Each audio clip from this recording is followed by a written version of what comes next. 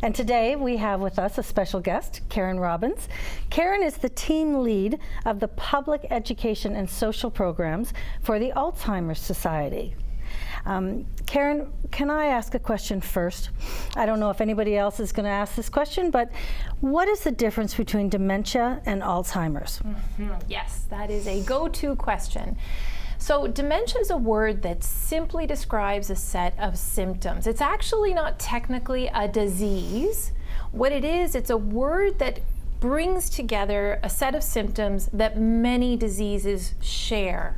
Okay. So it's kind of like if you say car, and then we've got Ford, Cadillac, Porsche, all the, they all have similarities, but there are different kinds. So there's dementia, and then there's different kinds of dementia. Okay. So Alzheimer's is one of the dementias. I did not know that.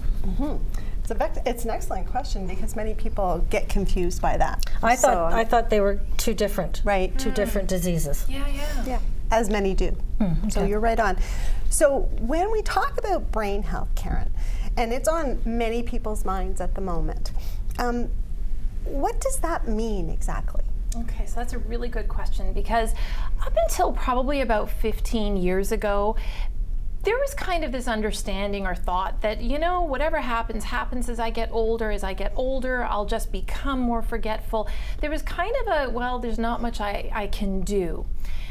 Research has really shown, with clinical evidence over the last 10 years, that we actually have some influence on how our brain ages. And our brain ages just like our body ages. And what the research has shown is we actually can kind of, in some ways, slow some things down of aging. So this is where the term brain health has come from, because we look at physical health. Right. So that's kind of where it's come from. Right. So what about head injuries? How does that impact the potential or increase the risk for dementia?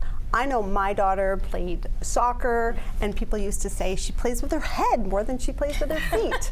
So in those situations, and then of course you have football players and wrestlers and hockey players, skiers, everybody, every sport. Yeah. So talk to us about that a little bit. Yeah, so I mean, it's not surprising that having a head injury is not good for the brain. Where the risks begin to increase are the repeated head injuries. And when we're looking at head injuries, we are looking at where there is a possible concussion, a loss of awareness repeatedly, and the hard impact repeatedly. Boxers, football players, a lot of great data, unfortunately, coming out of that population. The brain really doesn't like it when it has a brain injury in its younger days, and then again in our older years. Not that they're good at any time. Having said that, you know, I try to get people to not panic about it, because if it's happened, it's happened. Right. And then you use other strategies to lower your risks. Right. Okay. So what about supplements? We all hear so much about supplements nowadays, and they can help prevent many different conditions. So what are those, you know, natural options that we can potentially use to help reduce our risks when it comes to the dementia? Yeah, I wish I knew, because there are none actually. The reality is supplements, the actual word means I'm supplementing a lack of. Right. Now, the only vitamin that we know does not get absorbed as well as we get older is B12. So it's not uncommon by our mid-50s and older that people need B12 supplements to compensate for that. They supplement the loss. Having said that, you know, if you speak to your physician and you feel that you want to do it, and if it's under, you know, a medical care and so on, please do look into it, because I do think there's also the placebo effect. Right. If I really believe that this pill is going to make me better or help me as much as possible, why wouldn't I do it? Right. Yeah, yeah. Now, what about your diet? Right? I know that has a tremendous impact on many other types of diseases. So what about for, you know, for dementia?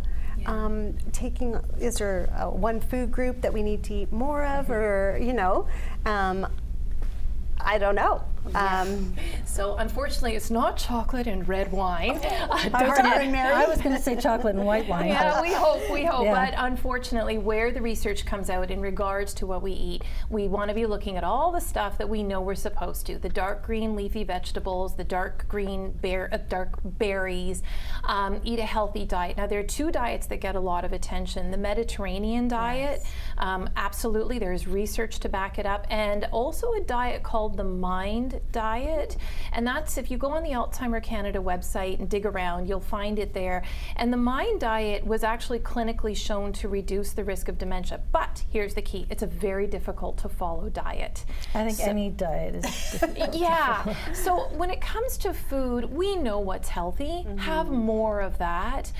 Embrace, nuts. Embrace eating, high-fat fish diets. Your salmon, your herring, stuff like that. So it's what we already know. It's just applying it. Karen, as we get older, and I'm probably the oldest one here, but as we get older and we go to the family parties, or we see the relatives, and you're watching Aunt Mary over in the corner to see what's she doing, and you start to see your relatives or your parents start to have these challenges. I always get worried because I think, oh no, if it's in the family, am I naturally going to get it? Is that a concern? So this is I'm going to take a moment to untangle this a little bit. So in regards to Alzheimer's type dementia, there's genetic influence. So there's genes that make you more vulnerable to it. There's a rare form of Alzheimer's where the gene kind of means you will get it, but let's not talk about that because it is very rare. Okay. For most of us, there's a pool of genes, there's 5 of them, 3 in particular, that put you at a higher risk. Doesn't mean you will get it, okay. A higher risk. And if those genes are in your gene pool, right. then yeah, you have more of them and you are at more risk. But you're just at more risk. I can have 100 tickets for the lottery and still not win $1 million on Right. Saturday. Right. So, and I hope that we get to talk about what can I do to lower those risks overall. Right. Yeah. So when you see people in your family that you're worried about, there's 2 things that I really like people to take into consideration for their knowledge and what I call to lower the freak out factor. Yeah. So first of all, the younger your family members were when they were showing these right. signs. Right. 65 is kind of the benchmark we use, and younger, we want to pay attention. Okay. Okay. And the other thing is what type of dementia, because some dementias have more of a genetic component than others. So those are kind of the 2 things that I look at. Oh, the third would be how many in your family, because that's a good okay. indication as well. Yeah. So if it's just your crazy Aunt Mary, then you just... We love crazy Aunt Mary. Absolutely. Yeah. What's not to love? Exactly. So question, what about, alcohol and smoking and things like that? Do those things, if you're doing them in excess, do those increase your risks?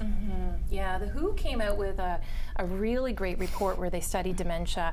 There was one put out in 2018 and one put out in 2020, and they expanded the contributing risk factors. Smoking was added, poor air quality was added, so fresh air is a good thing for your brain. They have some data to show that. And all of these things accumulate and increase your risk. From lack of exercise, poor social connections, and so on. Yeah. Okay. And then just quickly, how do we know if our brains are not aging well? There is normal age-related changes and then abnormal age-related changes. What I say is listen to your friends, ask your friends, are you noticing things? Talk to your doctor about it if you have concerns. Write down the concern when it happens. I found my keys in the microwave. So when you go to the doctor, you can talk about that. Because this is not a simple figure-it-out diagnosing process. It's exactly that. It's a process. So. Right. Yeah. And that's also challenging for people who might live alone Oh, absolutely. and don't have family checking in on them. Yes. Yeah. Oh, absolutely. Yeah, that's kind of scary. Not getting that stimulation either. Absolutely. They're living alone. Yeah. Yeah. So I want to tell you that I had a girlfriend whose mother came down with Alzheimer's, and she brought her mother to Burlington to live with her. And she was at her wit's end. She didn't know what to do. She was crying. She was like, it was devastating for the mother and for her. and she called the Alzheimer's Society, and they took really good care of her. Oh, good. Yeah. That's good to hear. Yeah. So that was very nice. Thank you for that. Well, the Alzheimer's Society does an amazing job in providing that support. They're great.